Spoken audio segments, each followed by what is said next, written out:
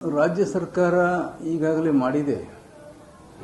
ಅದರೊಳಗೆ ಕೆಲವು ಪ್ರಬಲ ಜಾತಿಗಳು ನಮ್ಮ ಸಂಖ್ಯೆ ಕಡಿಮೆ ತೋರಿಸ್ಯಾರೆ ಅನ್ನುವಂಥ ಒಂದು ವಾದ ನಾವು ಇತ್ತೀಚೆಗೆ ಚರ್ಚೆಯಲ್ಲಿ ನೋಡ್ತಾ ಇದ್ದೀವಿ. ಆ ರೀತಿ ಏನಾದರೂ ಹೆಚ್ಚು ಕಡಿಮೆ ಇದ್ರೆ ಇವರು ಪುನರ್ ಮಾಡಬೇಕು ಅಂತ ಕೆಲವರು ಬೇಡಿಕೆ ಇದೆ. ಇನ್ನು ಈ ಕೆಲ ಸಮಾಜದವರು ಏನದಾರ, ಕೆಲವರು ಬ್ಯಾಕ್ವರ್ಡ್ ಜನ, SC/ST ಜನ, ಇವರೆಲ್ಲ ಇದು ಸರಿ ಇದೆ ಅಂತ. ಅವ್ರು ಲಿಂಗಾಯತರು, ವಿಶೇಷವಾಗಿ ಒಕ್ಕಲಿಗರು, ಇವೆರಡು ಕೋಮಿನವರು ರಾಜ್ಯ ಸರ್ಕಾರ ಮಾಡಿರತಕ್ಕಂಥದ್ರಲ್ಲಿ ನಮ್ಮ ಸಂಖ್ಯೆ ಕಡಿಮೆ ತೋರಿಸ್ಯಾರ ಅಂತ ಹೇಳ್ತಾರೆ. ಹೀಗಾಗಿ ಇದು ಇನ್ನೊಂದ್ಸಲ ಮಾಡ್ರಿ ಅಂತ ಕೆಲವರು ವಾದ ಇದೆ.